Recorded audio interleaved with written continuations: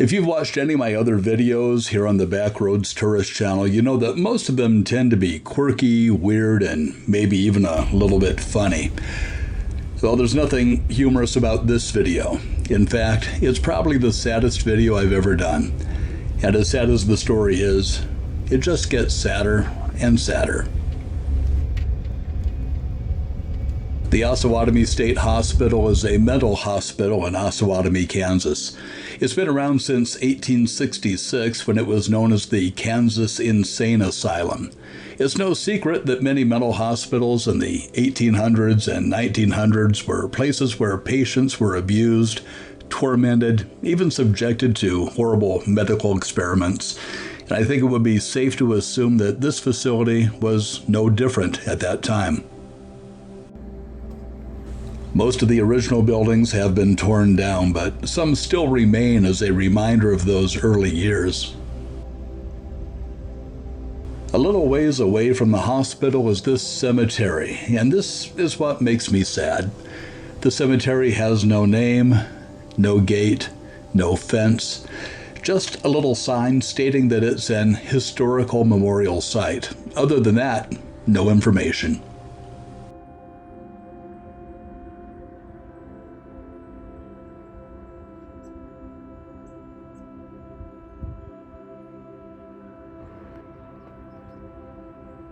The stone markers don't contain any information about who's buried there, just a simple number.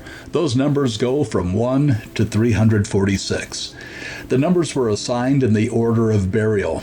These are the final resting places of patients who died at the hospital, but whose bodies were unclaimed by family members. The last burial happened in the 1950s.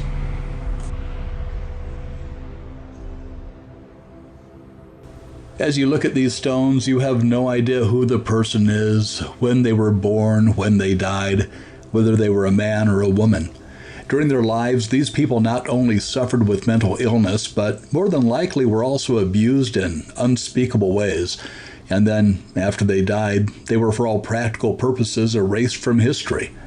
Even in death, they were denied the simple dignity of having their names on their headstones.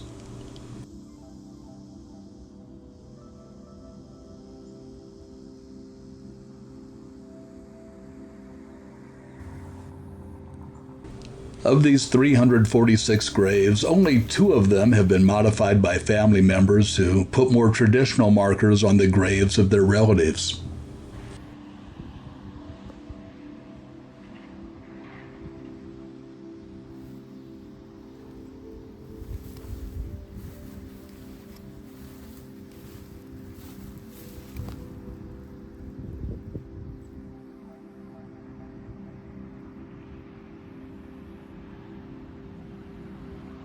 Now, in a normal video, this is where I'd urge you to click on that like button, but there's really not much to like about this story, is there?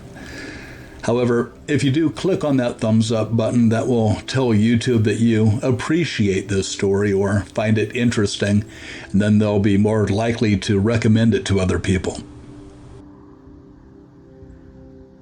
I've read that the Osawatomie State Hospital does have a list of who is buried in each grave, but the list hasn't been published or made public. Personally, I think the hospital should at least erect a plaque listing the names and maybe the birth and death dates of those who are buried here. To me, it seems almost ironic that this is called a memorial, and yet there are over 350 names that aren't being remembered.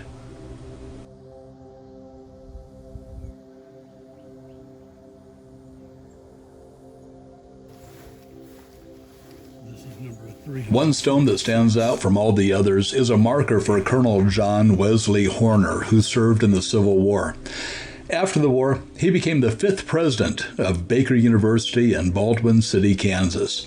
Later, he was a professor at Kansas State University before leaving teaching and starting a newspaper. In 1873, his wife passed away and he sold the newspaper to become a preacher.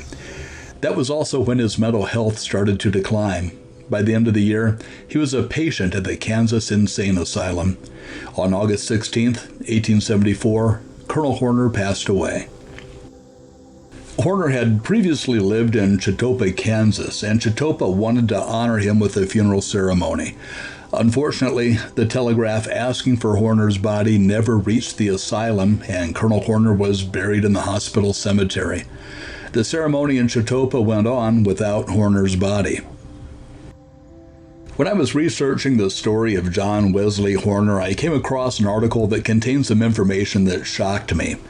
The article states that in 1928, the headstones from the hospital cemetery were moved to a new site, presumably the site where they are now. But the bodies were left behind, and the Adair building was constructed on the site of the original cemetery. If this is true, this may be why this area is designated as a memorial and not a cemetery. So, what do you think? Does this make you as sad as it makes me? After all these years, do you think the hospital should do something to recognize those who may or may not be resting here? Or does it even matter? I'm really looking forward to reading your thoughts and comments on this story. Thank you for watching. I'm Jeff, and I'll see you on the back roads.